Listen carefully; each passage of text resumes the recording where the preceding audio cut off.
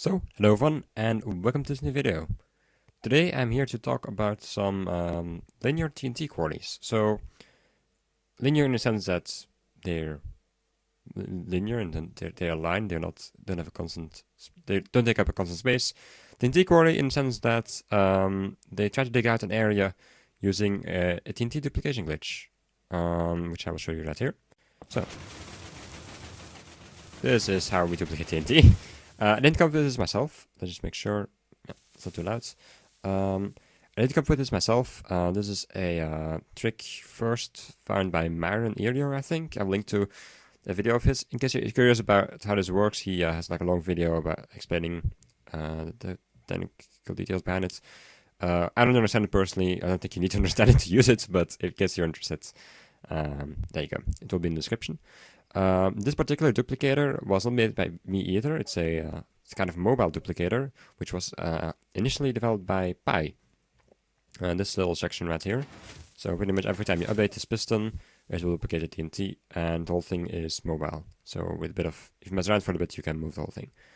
Now this whole thing right here was made by Mango.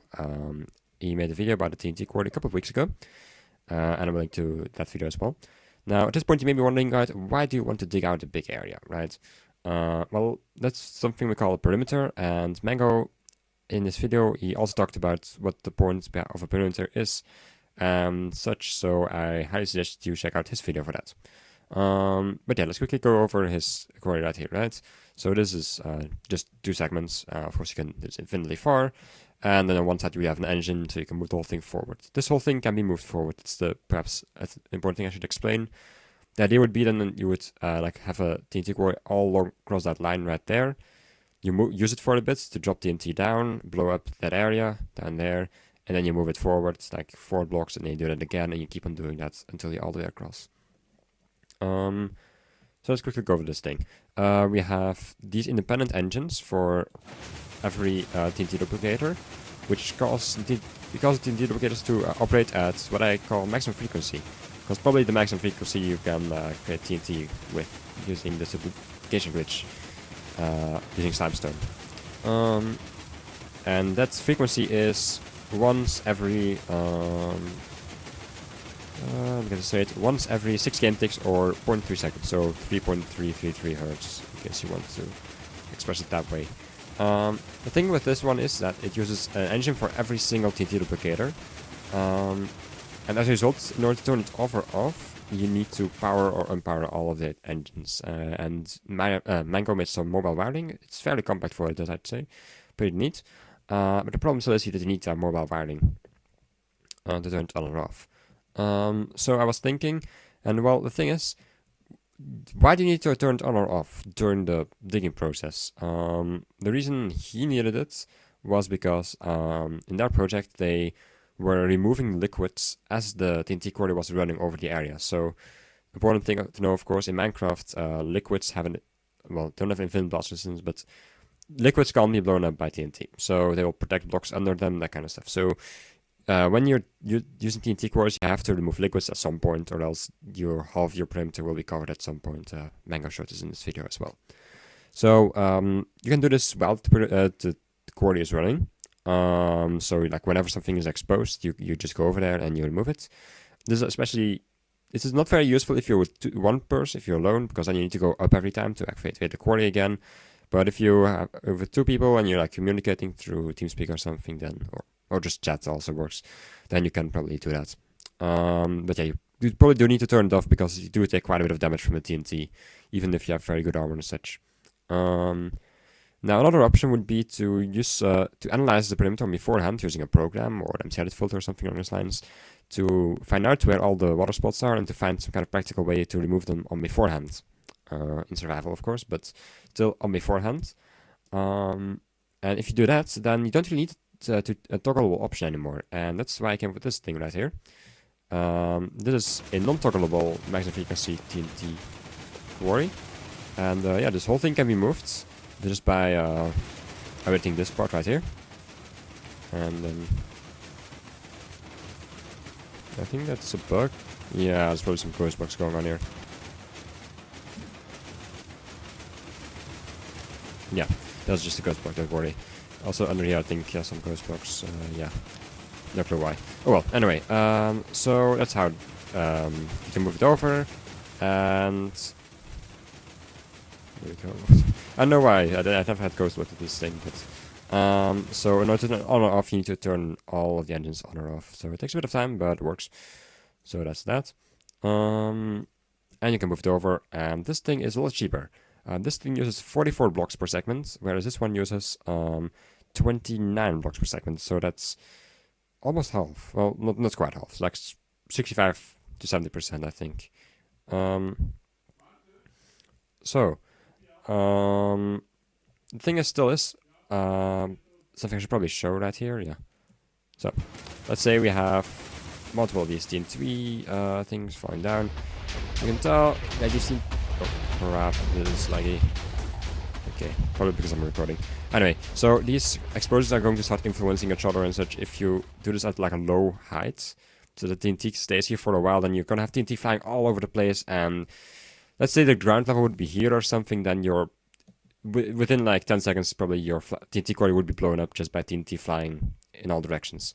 You don't want that. So you need a fairly large airspace in between. The figure Mango went with was 40 blocks, and that's also what I'll go with here. So yeah, 40 blocks of airspace in between this part and then the ground.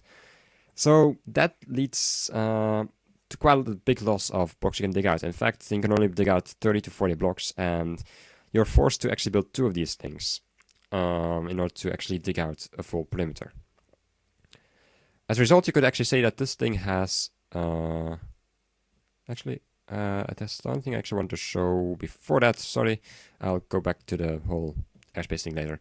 I want to show this thing, which is a compacted maximum frequency toggleable TNT quarry. So in case you don't have a way to remove the liquids on beforehand, then I suggest you still go with this and not Mango's quarry, simply because this one's more compact.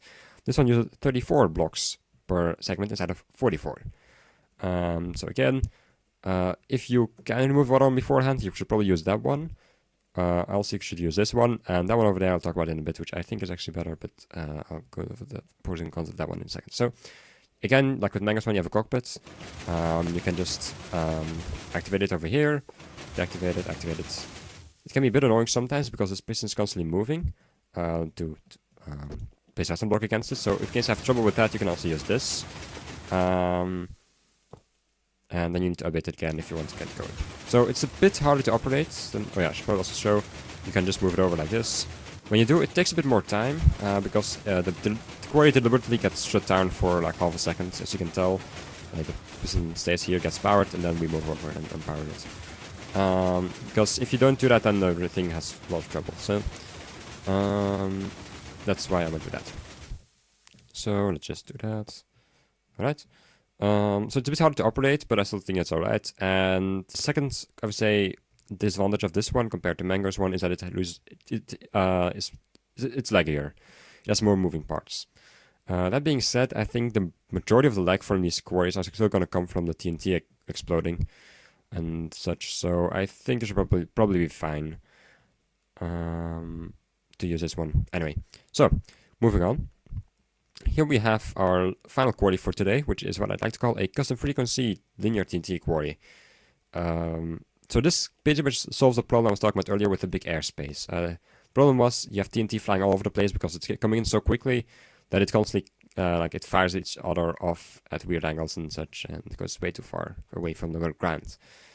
So this thing solves that by, well, not putting it on like a very short clock, but instead it just it's update sensitive, so you can update it from the sides using redstone lines. You perhaps, if you don't know how to make these, I'll link to my UDAT video where I showed a long one. So you pretty much just hook these up to instant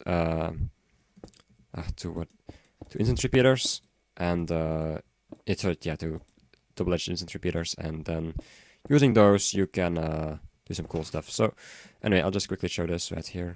I feel like I should probably show it to you. Alright, so there we go. Actually, no, it's not gonna work, is it? Let's just do this. So, and so yeah, pretty much you can update it like this. And if you want, at some point, once you've dug over 40 blocks, you can go to maximum frequency if you want to, because then you shouldn't have that problem anymore. So you can do this then. Yeah, so maximum frequency also works on this thing. If you just put it on a simple clock like this, you can power this thing once every 6 game ticks. Oh, power a bit every 6 game ticks, and it works fine. And as you can tell right here, these pistons, it also goes fine through instant repeaters. So you can make your clock signal go infinitely far. There we go. Now if you want to move the thing over, that also works. You can just do this. Embed it once like that.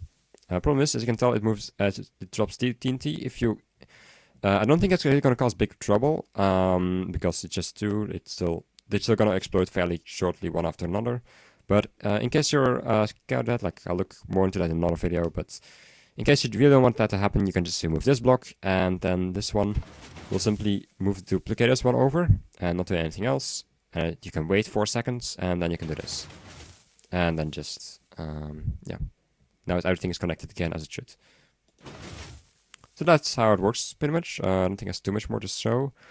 So yeah, as you can tell, it's removing some stone block down there.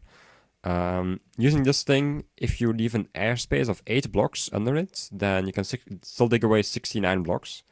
So in other words, you can pretty much dig a perimeter with just one of these. And this one is this technical component is exactly the same as with the maximum frequency component from here.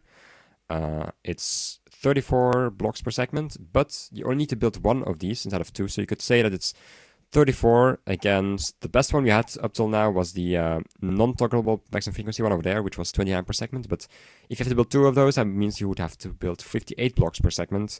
And then this one does way better with its 34 blocks per segment. Also, another upside, I think, is that this one is just a bit easier to build in general, in the sense that if you look at the blocks, they're all pretty well organized in like a line, for example. It's also not hard to remember how to build it, because this bottom part right here is almost identical to the top part. Only thing is like these pistons in between. That's the only difference. And then the duplicators, takes a bit of, you need to know how to build them by heart, but it doesn't take that long. I'll just show you a method right here. Mango shows a different method in this video, but I think this one is more practical. He shows some weird stuff with the way he organizes his slime blocks. Like, I'll just quickly show you. The way he shows it, I think, is like this in this video. Like this with this weird slime block over here. And that works fine, of course. So you can do that. But what I personally find an easier way, method of building this is this way. Like that. Now, of course, like this whole TNT duplication relies on the fact that the TNT is not being updated. So don't like build it in a normal, like you can't build it in a normal way. You'll need to use some clever pushing and pulling in order to get it going. So, of course, in case you think you can just build it like this, no, you can't, because then you're gonna place TNT and it's going to be powered and it's gonna drop down. So that's how you build a TNT duplicator. But yeah, generally I think it's fairly easy to build this thing. I've done some tests, and these components, these segments right here, take about 1.1 minute to build if you build them in bulk. As a result, if you take a 320 long perimeter like the one I have over here, and you were to build a quarry all the way along there, then that would take about an hour, which I think is fairly decent personally. I did some tests for 5 segments and for 10 segments, so not incredibly representative, but still something, I think, like 5 to 10 minutes, which what I got. So if you do that like 6 times, then you should get there. So yeah, I don't think there's too much more to talk about in this video. I'm gonna just place this back. I still plan on making more videos about TNT quarries. I want to figure out what would be the optimal frequency to use the custom frequency quarry for, of course, because one thing I actually forgot to mention just now, the main disadvantage of the custom frequency TNT quarry, well, there's 2 actually, I would say. One is that you need to build these redstone lines along the place, which takes a bit more time. And 2 is that the runtime is slower. You are not dropping TNT at the same rate. You need to be a bit more careful in the beginning, and as a result, it takes a bit more time. But I'm not going to talk about that in this video too much. There's lots of different factors involved when it gets to optimizing your TNT quarry activities, and I feel like that's subject for another video, perhaps even 2 videos. We'll see. So anyway, this video is getting too long. So thanks for watching, guys. I hope you liked this video. I'm sorry it's so long, but this has weeks of progress in it for me. I spent some time designing these things, especially the maximum frequency TNT quarry, because it has a lot of problems with double updates and such. If you try to move it over, believe me, like the only way for me to get it working was to finish block the duplicators for a bit. So it took a lot of time to build some of this stuff, so yeah, I apologize for the big length, but there's a lot of stuff in here, and I just had to publish that at some point, else it would be worse. So thanks for watching. Hope you liked this video. Even if you didn't, please leave a rating, and I hope I will see you in another video.